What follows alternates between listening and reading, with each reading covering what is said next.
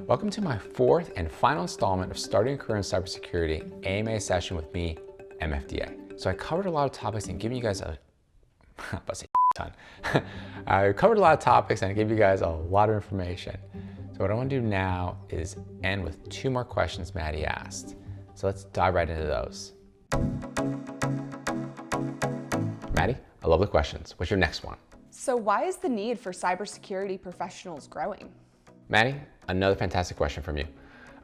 There's a lot of things to unpack here. I'm not gonna have time for all of them. Let me just cover two things. All right, the first thing. Right now, as you know, COVID is impacting all of us. It's actually affecting cybersecurity as well. What it's basically doing, it's increasing the number of threat actors. How's it doing that? Well, because COVID is basically decreasing the job opportunity market and depressing the economy at large, a lot of people are being laid off, unemployed. Some of these individuals are skilled in cybersecurity or computer-related elements. Some of these individuals may be more prone to jump into hacking. In addition, it's not necessarily in the US, it can be, but other parts of the globe where you have individuals in countries whereby hacking isn't necessarily deemed as wrong are entering that space. So now you have more threat actors out there. Now you combine that with the second thing.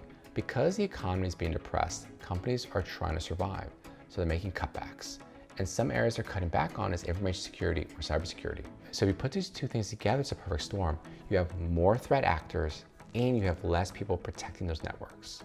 That's a disaster. That's what's happening right now. So that's why you need more cybersecurity professionals right now. And that need isn't going to go away. So before COVID, you asked me this question, I would have said yes. And what I would have said yes for is a little different. I would have said yes because of emerging technologies. So what do I mean by emerging technologies? Well, emerging technologies is anything new and innovative that isn't out there or isn't widespread. So these are exciting times where technology is growing in ways we never thought of before. But here's the problem. Many times people fall in love with technology. They don't think about security. Or think about security, it's after the solution has been finalized and it's not baked in thoroughly. So that's a big vulnerability. So let's look at one finite example, like smart cities. These are cities that have a large degree of interconnectivity between inanimate objects like a car and a stoplight or etc.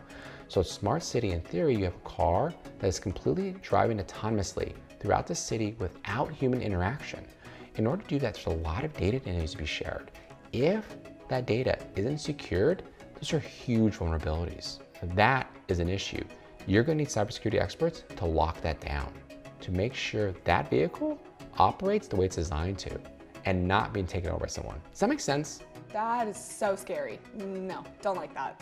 Self-driving cars freak me out in and of themselves, just not me driving. I need to be in control. And the idea that someone else, besides just the car driving itself and paying attention to the lines or however that works, that's scary enough. But someone hacking and then taking control and taking me somewhere else I don't want to go, or just getting me in a car crash, that's scary. Too bad. So that's why we need cybersecurity professionals to prevent things like that from happening? Exactly. Those are some reasons why definitely right now we need more cybersecurity professionals. And honestly, that needs never gonna go away. Someone else asked me a question. I'll share this with you as well. Someone asked me the question, Michael, do you think cybercrime will ever go away? And I'm like, no.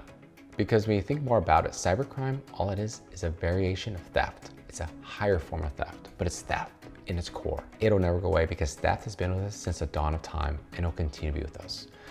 You're always gonna need people to counter that threat. And this is where cybersecurity comes in. All right, Maddie, I love all the questions. One last question, what do you got? What concerns you the most about the future of cybersecurity?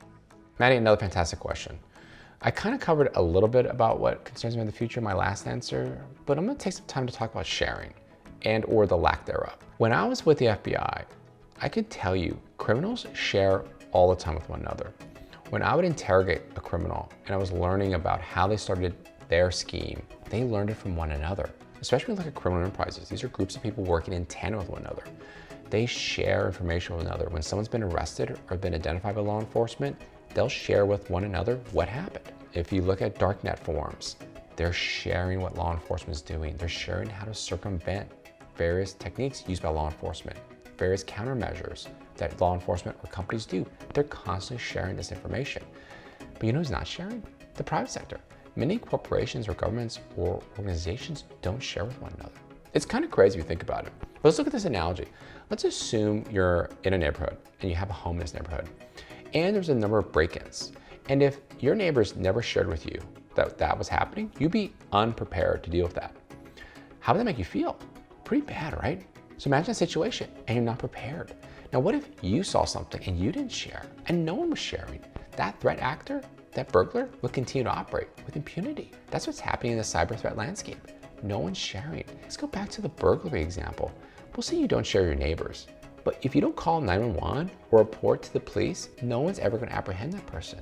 Again, hackers, cyber criminals, fraudsters are operating in an environment where companies, organizations aren't sharing with one another, but they're also not sharing law enforcement. So no one's taking the threat out. Now, there are situations where sharing happens, right? But it's not enough, and that concerns me about the future. I really think organizations should do a lot more than they're currently doing, but this is something that's quite critical, and this gives me a lot of pause for the future. All right, Maddie, I said a lot of things. Did you learn anything today? I learned that we need people working in cybersecurity to protect our internet and cyber devices, and so our cars don't take over. That's the most thing I'm getting from this whole thing, is that our cars could be controlled by hackers, and that's scary. So I don't like that, and we need cybersecurity specialists to prevent that.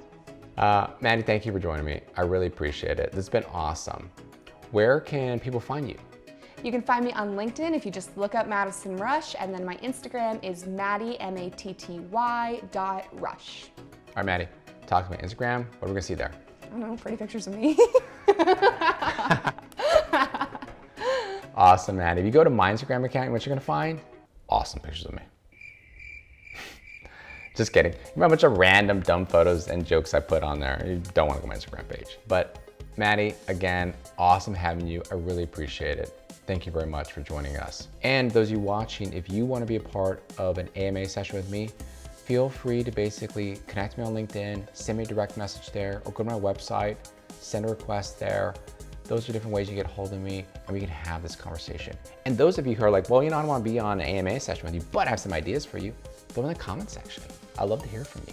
That's it for me. Hit the like button if you like this video, and feel free to subscribe to my channel if you want to see more videos like this. In addition, hit the bell icon wherever it is. I never know. It's like, whatever, it doesn't matter. Just hit the bell icon if you want to be reminded about content I create in the future. All right, everyone. Thanks again for joining me. And Maddie, again, appreciate it. I'll talk to you guys next time. Bye.